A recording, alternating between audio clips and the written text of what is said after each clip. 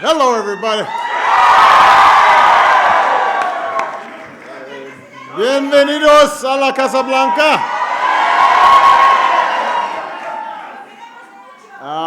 Muchas gracias. Thank you, Roxana, for sharing her story. Please give Roxana a huge round of applause. She is an inspiration to all of us for not only everything she does for other people, but she just has a beautiful smile, and you can just tell she has a wonderful spirit, and it's a reminder of why we do what we do. I know Joe and I feel the same way about this. And by the way, give it up for the best vice president we've ever had.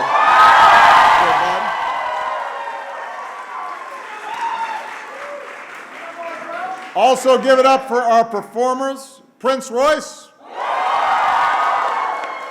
Ballet Hispanico, and DJ Ladies. Now, the main reason I'm here is just to say thank you. As I look around this room, there are people who, if it hadn't been for you, we wouldn't be here. There are members of this administration who have done just incredible work day in, day out.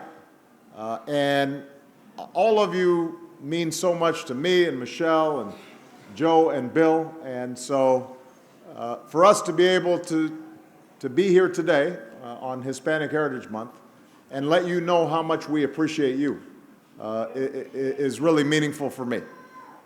And, you know, this month reminds us that this is one of the richest heritages in the world. And the United States is blessed to share so much of it. Traditions, food, music, of course, from Colombia and Cuba, Dominican Republic, countries across Central America, South America. You know, it's woven into our daily lives. And of course, I'm going to get to Mexico. I can't checklist everybody. It's Puerto Rico is awesome. And Venezuela, Nicaragua, Honduras, Chile, Argentina, Paraguay, Ecuador, Bolivia, what else? El Salvador. Okay, that's it. The point is that this is all woven into the fabric of our lives. It's part of what makes us Americans. And over the last 8 years, we've made a lot of progress together for all Americans. And nowhere have you been able to see more vividly the progress than in the Hispanic American community. Together, we declared health care is not a privilege for a few, but a right for everybody. And Roxana talked about how it's helping her. We've got 20 million people across the country who have health care who didn't have it before. And that includes 4 million Hispanic Americans. Together, we worked to improve our education system. And we lifted our nation's high school graduation rate to an all-time high. More Hispanic students are graduating high school and more are going to college than ever before. We're providing more opportunities for young Latino men through our My Brother's Keeper initiative. Yesterday, my team hosted 200 Latino youth here at the White House to discuss our progress and to look for ways that we can make even more.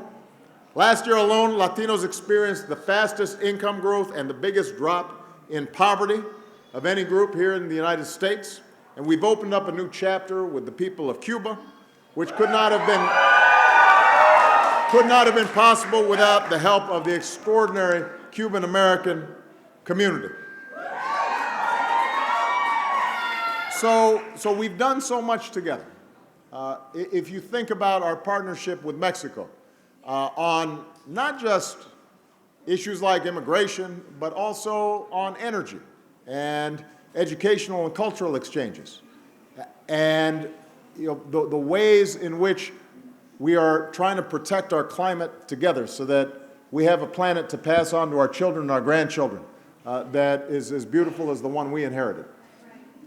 On all of these issues, we couldn't do what we do. We would not be doing as well as we do were it not for an amazing Hispanic American community, but also the relations that we have with the hemisphere. So we've done a lot of work together, but we know we've got more work to do. We've got to give every child the ability to get the great education they need, a world-class education, so that they can aspire to do whatever their dreams might tell them to do. We've got to make sure that women are paid equally. We've got to make sure that workers like Roxana have a living wage so that they can support a family. We've got to reform our criminal justice system so that it is smart and it is fair. And Lord knows we need to reform our immigration system so that it is smart and continues to make us a nation of laws and a nation of immigrants. And we've known all along that we weren't going to get everything done during one presidency. It was going to take, I can't do that. Can't do that. Michelle says no más.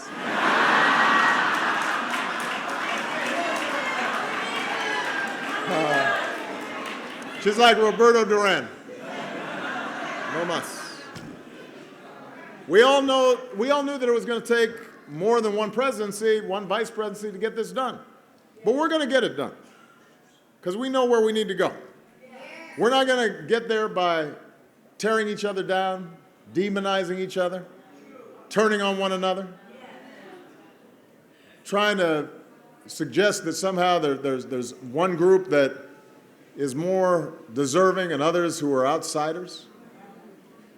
We're going to make progress by pulling all of the wonderful strands of America together into one beautiful tapestry. That's what we're going to do. Because we can always achieve more together than we can apart. And you know what's convinced me of that more than anything is the time that I've spent with so many of you during the course of these years. You remind me all the time of what's possible. As you may know, I read 10 letters every night that are selected out of the 40,000 that we receive, just so that I'm able to keep a pulse on what's happening outside of this bubble that we live in. And there's a letter that I got a few months ago that struck with me, that really stuck with me. It's from a young woman named Charmaine Ortega. She's the child of immigrants in Tucson, Arizona. She's not here today, but I wanted to share just a little bit of her letter. Charmaine had a humble upbringing. Her family often struggled to make ends meet, but her mother kept Charmaine and her brothers focused on one thing, and that is achieving their dreams. So Charmaine became a community organizer. She fought to make sure that kids are getting a good education. Now, I should tell you, community organizing is not a lucrative career path. But, sometimes it actually turns out okay. So last year, Charmaine received her diploma from the University of Arizona. Her commitment to serving others led her to enlist in the Navy. And she wrote, "I strive for the best and I hope to be a person who helps other young people in America find their inner strength and reach for their dreams." So the point is that here's somebody who, she wasn't dealt the best hand. She wasn't born on third base. She could have given up, or she could have complained, or she could have focused on all the disadvantages that she had.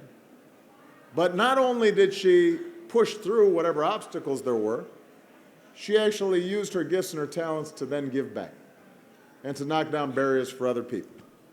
She wanted to share her faith in our country. She wanted to share her gifts. And that is why I am always optimistic, even during some crazy days during this campaign season, because I know people like Charmaine all across the country, and a lot of them are here in this room. You make me optimistic. You make me proud. I see young people like Charmaine all the time. I see families like Roxana's all the time. And Joe and I, we have lunch once a week, and we always talk about the fact that no matter what problems we may have, we are so blessed and we are so lucky to be in this country. And